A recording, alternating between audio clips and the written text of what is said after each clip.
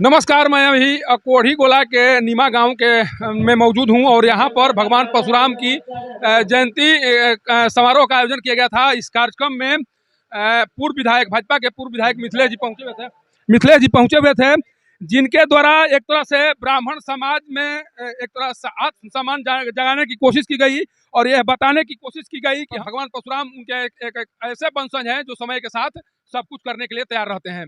हमारे साथ अभी मिथिलेश जी हैं। सर, जो आज जिस कार्यक्रम को आप मनाया गया, जिस कार्यक्रम में आप शिरकत किए हैं, पहले उस कार्यक्रम के बारे में कुछ बता दीजिए। देखिए, आज अक्षय तृतीया के अवसर पे भगवान परशुराम जी की जन्म जयंती है। और आप जानते हैं कि जब नाम अक्षय तृतीया है तो आज के दिन सब वो काम किए जाते हैं जिसका क्षय नहीं हो, अक्षय रहे। और भगवान परशुराम का जब स्मरण आ जाता है तो लगता है कि ये ऐसी शक्ति है जब कभी भी इसका विनाश नहीं हो सकता है, जिसके द्योतक भगवान परशुराम है। इसलिए हम सभी लोगों ने भगवान परशुराम की जन्म जयंती कल से लेकर आज तक मनाया है। अच्छा, अक्सर पहले देखा जाता था कि लोग भगवान परशुराम की पूजा अपने अपने घरों में करते थे, लेकिन कुछ दिनों से, कुछ सालों से ऐसा देखा जा रहा है कि जयंती समारोह मनाया जा रहा है। सामूहिक तौर पर लोग एक जगह इकट्ठा हो रहे हैं और इनका कार्यक्रम आयोजित किया जा रहा है। पहले इस तरह के कार्यक्रम नहीं होते थे, इधर इस तरह के कार्यक्रम होने का कारण क्या माना जाए?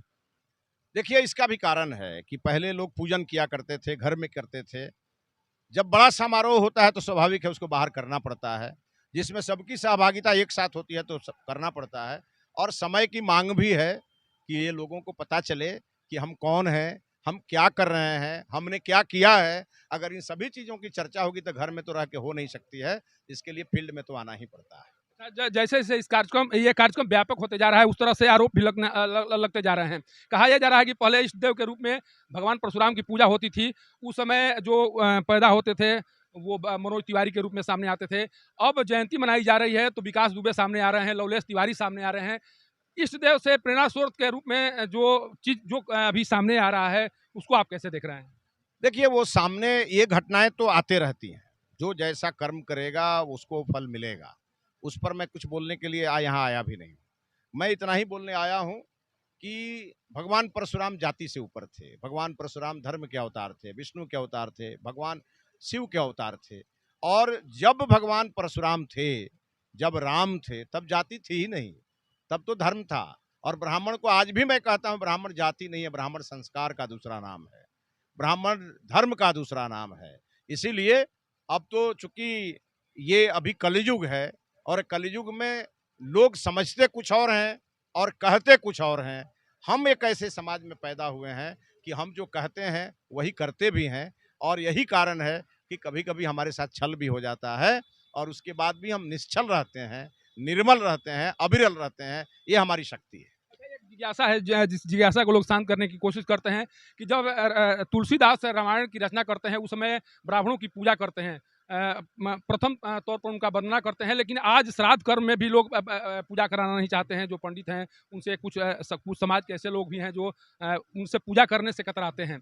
आखिर ये बदलाव कैसे आया और इस बदलाव के पीछे का कारण क्या माना जाए? देखिए, ये आज ही नहीं आया। आपको याद होगा आदि शंकराचार्य जी का वो जमाना, जिस समय बौद्ध धर्म का की उत्पत्ति हुई थी और बड़ी तेजी से बौद्ध धर्म का विस्तार हो रहा था। और उस समय पूजा पद्धति, मंदिर, इन सब चीज़ों के खिलाफ एक बड़ा दुष्प्रचार हो रहा था। और उस समय आदि शंकराचार्य जी ने पूरी तरह उत्तर से दक्षिण, पूरब से पश्चिम तक की यात्रा की और फिर से इसको स्थापित किया। आज ऐसे कुछ लोग हैं जो पूजा पाठ, सनातन, मंदिर, इन सब चीज़ों को नहीं मानते।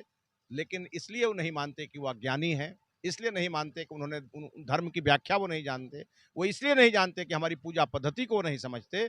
और जानते तब हैं कि जब बीमार पड़ जाते हैं, डॉक्टर जब उनकी दवा से उनको ठीक नहीं कर पाता है, तब किसी के पास जाते हैं तो लोग कहता है कि भाई ये तो महामृत्युंजय जाप से ही ठीक होंगे।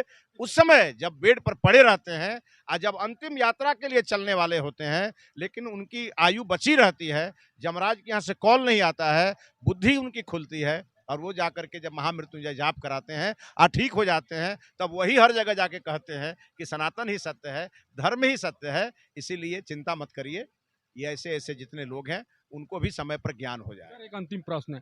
कहा जाता है कि एकता में सब कुछ है।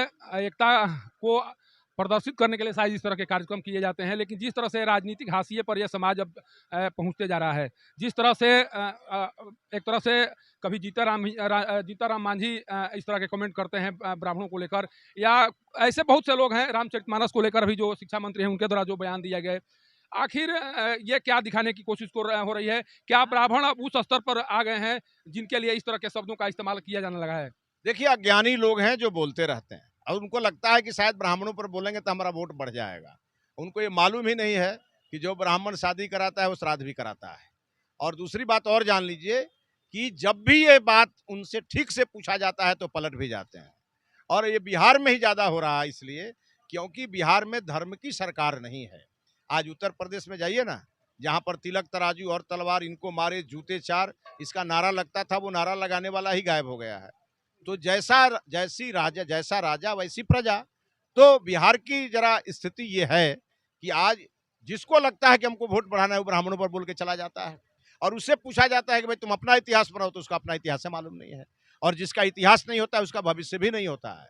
इसीलिए आप चिंता मत करिए, यहाँ भी स्थितियां बदलेंगी और इस प्रकार के नारे लगाने वाले कहाँ चले जाएंगे पता नहीं चलेगा। ब्राह्मणों का जो अनुपात होना चाहिए राजनीति में वो है अभी, या उसे और बढ़ाने की जरूरत है? नहीं, ये तो स्वाभाविक है कि राजनीति में कहा गया है कि जिसकी जितनी हिस्सेदारी उतनी उसकी भागीदारी, ये कहा गया है और इसको लेकर के बात चलता है। लेकिन मैं ब्राह्मणों को कभी भी जाति के आधार पर किसी भी पद को देने का पक्षधर नहीं हूँ। मैं चाहता हूँ ब्राह्मण को गुण के आधार पर, उसकी संख्या कम भी हो तो उसको ज्यादा रखिए, क्योंकि ब्राह्मण जब जब सत्ता के करीब रहा है, ब्राह्मण ने उन्नति की है, प्रगति की है, ब्राह्मणों ने प्रजातंत्र की रक्षा की है। माने रेयर कोई ऐसा ब्राह्मण होगा जिसने गलती से भी कोई गलती की होगी। आज भी देखिए, देश के प्रधानमंत्री, माननीय प्रधानमंत्री नरेंद्र मोदी जी अति पिछड़ा समाज से आते हैं, लेकिन आज भी रक्षा सलाहकार जो उनके हैं वो ब्राह्मण हैं, और वो पूरे देश और दुनिया में भारत को पूरी तरह से सुरक्षा देने का काम कर रहे हैं।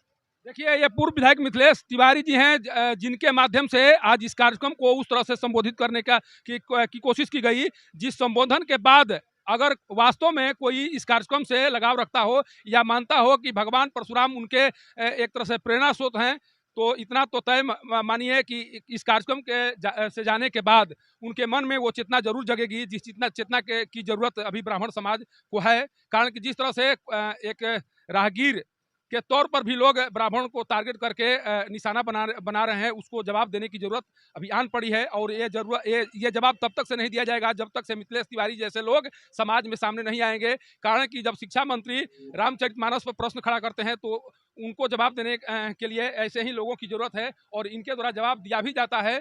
लेकिन केवल एक मिथिलेश तिवारी से नहीं होगा, कई मिथिलेश तिवारी को आना होगा, तभी हमारे समाज का जो पहले का, जिस तरह से पहले हम अपने को फक्र महसूस करते थे इस समाज में जन्म लेने को लेकर, उस फक्र को हम वापस लौटा पाएंगे।